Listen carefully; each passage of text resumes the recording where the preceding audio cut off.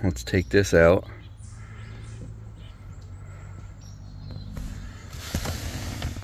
So I did check all the fuses. All the fuses are good. So next thing I'm going to do, let's take that switch out and see if that's the problem. I went out to dinner last night with a guy that watches my YouTube videos, and when I was leaving, my running lights weren't working, and of course my dash lights haven't been working. This is the headlight switch, but I'm wedging this up because when it's on it's supposed to be up.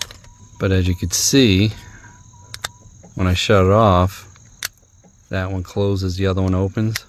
Well, that's supposed to be making a connection, and if I get this in there, I can make a connection. You can hear that dingo, dingo, and yeah, I guess you can see it. My dash lights are working, and my running lights are working. So bad switch. That was the first thing I went to. I lucked out. So I'm going to take the switch apart, see if I can fix it, and if not, I'll just order a new one. It's like carefully pried right here on these, putting a little pressure. Oh, that's what it looks like inside. It's all mechanical. You can see when you do the headlight, those two left contacts make contact. When you do just the parking light, it's that middle one, and it raises that right contact, because when that right contact comes down, it lowers the headlights. So maybe there is a little burn mark. Yeah, I see it. So I'll clean it up a little bit, then maybe put a little bit of a bend on it. The headlights work, but there's a little burn mark, so I'll clean that up a little bit too. You can see this has a little built-in circuit breaker right there. It's going to be tough to get anything under that. You don't want anything too abrasive. It's got to be fine, just enough to clean it, but keep it smooth. So I decided to ever so carefully get in there with a flat blade screwdriver, clean that off. I stuck my screwdriver underneath all these and I bent them down just a little tiny bit. I mean like a 1/16 of an inch. So it gives it a little bit more pressure for contact. Let's see if it works. Put it back together. Let's see if it works.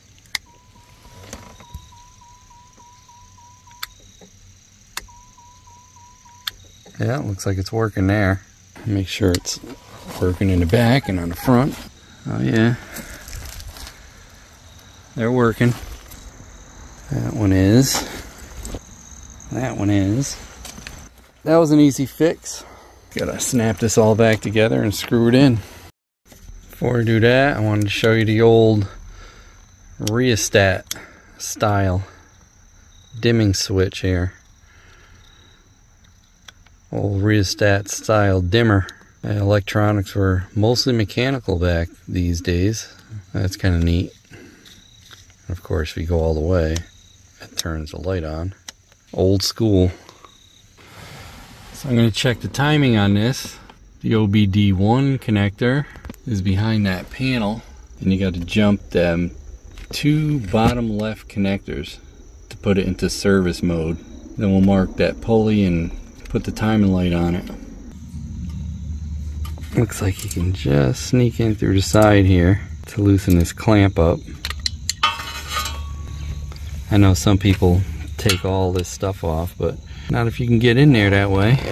So jump those 2 pins on the left right there.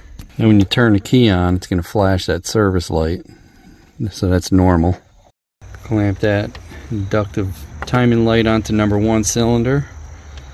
Connect up the power. Make sure none of these cables are draping down there to get caught on anything. And then we'll start it up and see. I didn't mark it. Hopefully I could see it.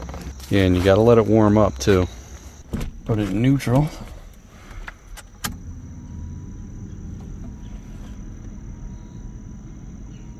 You got your service light flashing.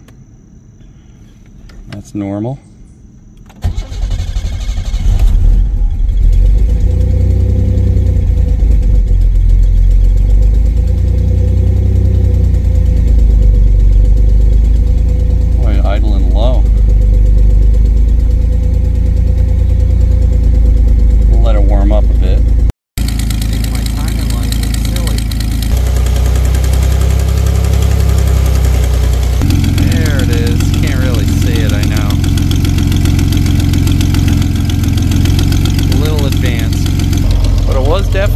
a few degrees.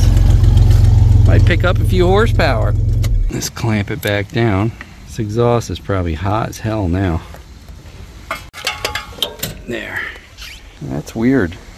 Now that I fixed that switch for the headlights and running lights, parking lights, whatever you want to call them, that light's working. Take our service jumper out and put this plate back. Pulled all that insulation out of wheel wells in the back, so I could check in here. So I did find a little bit more rust on this side, so I'm gonna have to take that inner fender well off and see what it looks like from that side too. It'd be a good idea to prep it anyway. I could sandblast this, fiberglass it. Don't look too bad. I left that one for the firewall for sure. That could definitely start some rust for sure. I'm pretty happy with that, even under the battery. So that's good. Found a loose bolt on the exhaust manifold, tightened it up. Quieter, but it still has a leak. The air conditioner bracket's in the way of the bolt underneath that one, so I can't really get to it. So I took this off to clean the debris out of here and also see if I could mouse proof where the fresh air comes in, and I don't see it. I don't know where the heck the hole is. I don't know where the hole is for the air.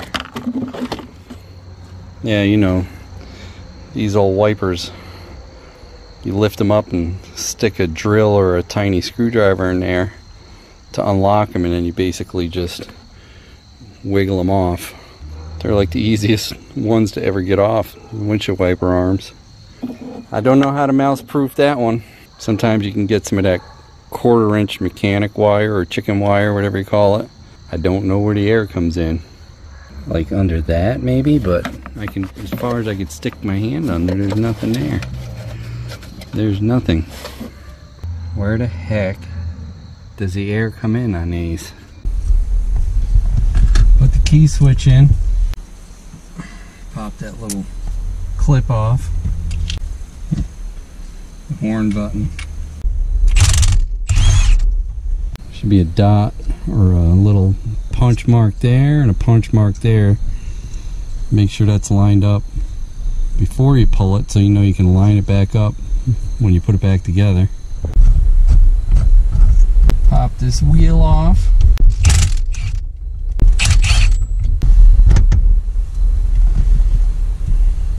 If you don't have a puller, you gotta push in on this and pull that little clip out. But if you're strong enough, you can get it. I don't know if I'll be able to. It's the hardest part of the whole job right here. So you can get it without the puller, but it is a pain.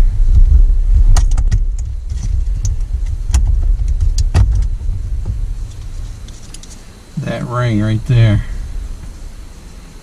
that's a tough one. I gotta take the horn thing off. Don't lose that spring in there.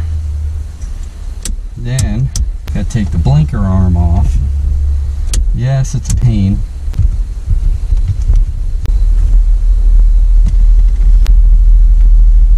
And then this plate's gotta come off.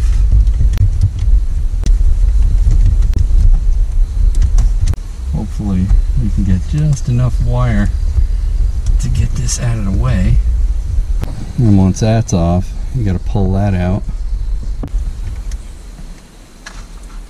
Then you got to get the Torx, and then that'll let your key cylinder come out. Where? That black torch screw. Oh, I took the wrong one. What an f***ing idiot. I took the one below it out. Got to take the right screw out.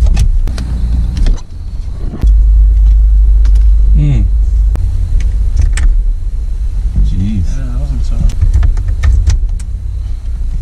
I didn't get the black because I couldn't remember if it was chrome or black. Jeez Louise. I can put this stuff back in there.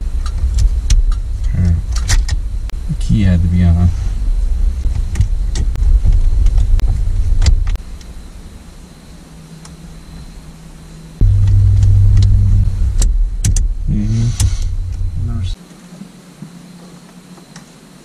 Alright, big slot there. There it is. Getting this ring back on because they make a special puller. Oh, got it. That's it. Wow. Got it. This goes on.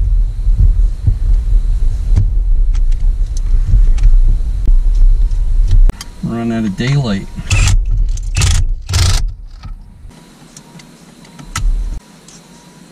Looks tilted. Well, I got that recording. Oh, I didn't even notice. Yeah, I didn't disconnect the battery. Like to live life dangerously. That's it for the Fiero series for about a month and a half, or the winter. See how the weather goes. Thanks for watching, guys. What are you doing? Trying to steal some more seeds? Probably smells those apples you put outside. They're gone already. Hey, talking to you. Hey. Hello? No, I smell farm stuff over here. Going this way. Pontiac Fiero GT. Hey, don't forget to like, comment, and subscribe. We'd love to hear what you have to say. Hit that bell if you want new notifications on new videos. Links for products used are in the description and on MotoCheez.com. Thanks for watching.